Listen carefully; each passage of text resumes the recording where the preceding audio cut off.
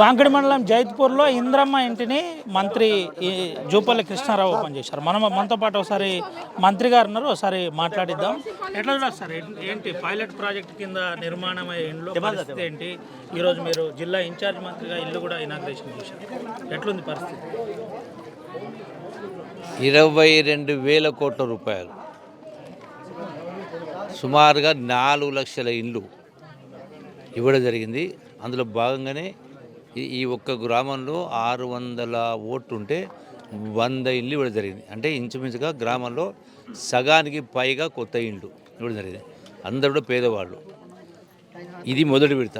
మళ్ళీ రేపు వచ్చేటువంటి బడ్జెట్ తర్వాత కూడా రెండవ విడత కూడా ఇస్తామని చెప్పని ముఖ్యమంత్రి గారు మనకు చెప్పడం జరిగింది. సో డెఫినెట్గా అంటే ఒక జీవితంలో వాళ్ళ కళ, పేదవాళ్ళ కళ. ఎందుకంటే తాత ముత్తాతల నుంచి కూడా ఇల్లు లేకుండా పూర్వీకులు ఉన్నటువంటి వాళ్ళు ఈ రోజున వాళ్ళ సొంత ఇల్లు ఉందంటే అది ఒక గౌరవం, ఆత్మగౌరవం, ఒక సంతోషం. అది డబ్బులతో పెట్టి కొంటే వచ్చేది కాదు, ఒక తృప్తి. సో డెఫినెట్గా పేదవాళ్ళకి ఇటువంటి ఇంకా చాలా చేసేది ఉంది, జరుగుతుంది. ఏంటి సార్, ఏం చెప్తారు సార్? బీఆర్ఎస్ గత ప్రభుత్వం అంశంలో నిన్న కేబినెట్ సమావేశం అయింది మేడారంలో. ఈ మేడారంలో ప్రధాన అంశాలు ఏంటి, ఏం చెప్తారు? మేడారం సమ్మక్క సారాలమ్మ సమక్షంలో, సమ్మక్క సారాలమ్మ సమక్షంలో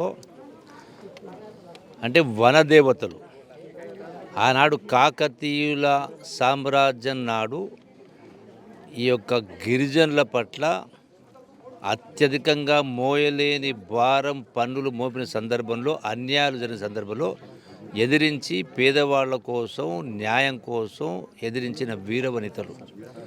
అంటే ఏ వనదేవతల ఏ లక్ష్యం కోసం, పేదల కోసం, గిరిజనుల కోసం ఆనాడు వాళ్ళు త్యాగాలు చేసినారో వాళ్ళను స్ఫూర్తిగా తీసుకొని అక్కడే క్యాబినెట్ పెట్టి అదే వనదేవతల సమ్మక్క సారక్క ఆలోచన విధానంతో ఇలా పేదవాళ్లకు ఇండ్లు కట్టించే కార్యక్రమం కావచ్చు, సన్నబియ్యం ఇవ్వడం కావచ్చు, ఇట్లా రకరకాల సంక్షేమ అభివృద్ధి కార్యక్రమాలు మొదలుపెట్టడం జరిగింది.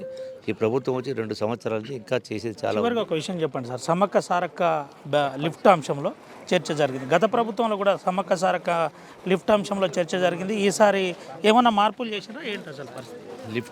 లిఫ్ట్ ఇరిగేషన్ ఆడ సమ్మక్క సారక్క పేరుతో 100 మనం శాంక్షన్ ఇవ్వడం జరిగింది కదా, ఆ క్యాబినెట్లోనే శాంక్షన్ ఇవ్వడం జరిగింది. సమ్మక్క సారక్క లిఫ్ట్ ముఖ్యంగా ములుగుకు సంబంధించి సమ్మక్క సారక్క అక్కడ ఆ రోజు నేను క్యాబినెట్ మంజూరు ఇవ్వడం జరిగింది.